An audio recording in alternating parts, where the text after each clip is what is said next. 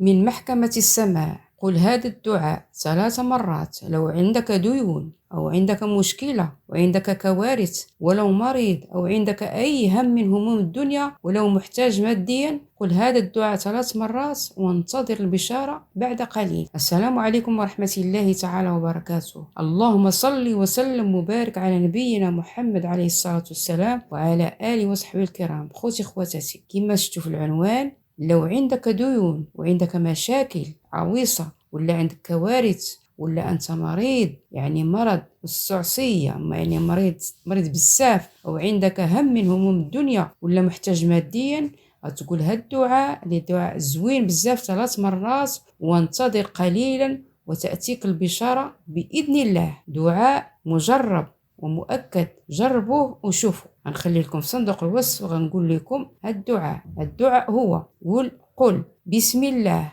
ربي الله حسبي الله توكلت على الله واعتصمت بالله وفوضت أمري لله ما شاء الله ولا حول ولا قوة إلا بالله. ولا 3 مرات. إنسان يتوضا ويصلي 1 2 ركعات ويقول هاد دعاء مجرب ومؤكد سهل. نعاودو: بسم الله ربي الله حسبي الله وتوكلت على الله واعتصمت بالله وفوضت أمري لله ما شاء الله ولا حول ولا قوة إلا بالله. اللي ما حفظوش كيشدوا واحد السيلو ورقة وكتبوه في ورقة وحفظوه وبقاو تقولوه. إنسان غير توضا ويدير 2 ركعات ويقولها، اللي عنده هاد الهموم كاملة ربي غادي يفرجها عليكم بإذن الله. وغنخلي لكم صندوق الوصف. وما تنساونيش باللايكات والتشجيعات ديالكم وتفعيل الجرس باش يجيكم كل جديد، وبارطاجيو هذا الفيديو لتعم الفائدة. وإلى فيديو آخر، والسلام عليكم ورحمة الله تعالى وبركاته.